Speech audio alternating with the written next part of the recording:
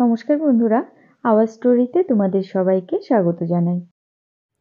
আগের ভিডিওতেই তোমাদের সাথে শেয়ার করেছি আমি এখন বাবার বাড়িতে আছি। আজ সানডে, ছুটির দিন, মাও বাড়িতে আছে। মা বাড়িতে থাকলে না টুকটাক নানা কিছু করে খেতে ইচ্ছে করে। তো মা বলছে, যা গাছ থেকে কচি কচি সজনে পাতা পেড়ে নিয়ে আয়, এগুলোর বড়া করে খা। সজনে পাতা রয়েছে নানা ঔষধি গুণাগুণ, তো এর বড়া খেতেও কিন্তু বেশ ভালোই লাগে। এর মধ্যে এখন ঠান্ডার দিন, মোটামুটি রাস্তার দুধারে বাবা এরকম ছোট ছোট সজনে গাছের ডাল লাগিয়ে দিয়েছিল, সেগুলো থেকে বেশ বড় বড় গাছ হয়ে গেছে।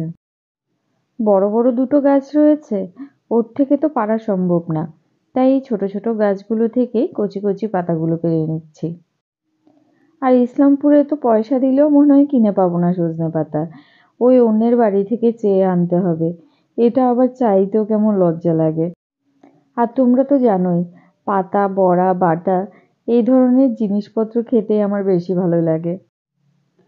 কথা বলতে বলতে বেশ কিছু সজনে পাতার ডাল পেরে নিয়েছি। এই বড়ার রেসিপিটা আমি আবার চম্পাস কিচেনে শেয়ার করব। তোমরা যদি দেখতে চাও বড়ার রেসিপি, তাহলে আমার ওই চ্যানেলটাও সাবস্ক্রাইব করে একবার দেখে নিতে পারো। আমার মতো তোমরা সজনে পাতা ভাজা, বড়া বা ডালে দিয়ে খেতে কারা কারা পছন্দ করো অবশ্যই কমেন্ট করে জানিও কিন্তু। দুর্গাপুজোতে রায়গঞ্জ গেছিলাম, তখন শাশুড়ি মা সজনে পাতা ভাজা করে গরম ভাতের সাথে খাইয়েছিল, বেশ ভালো লেগেছিল খেতে। তখন থেকেই ভাবছি এবারে বাবার বাড়ি এলে সজনে পাতার বড়া করে সবাইকে খাওয়াবো। এই যে দেখো বড় বড় দুটো সজনে গাছ, এর থেকে পাতা পাড়া সম্ভব নয়। সজনে পাতা পাড়া হয়ে গেছে।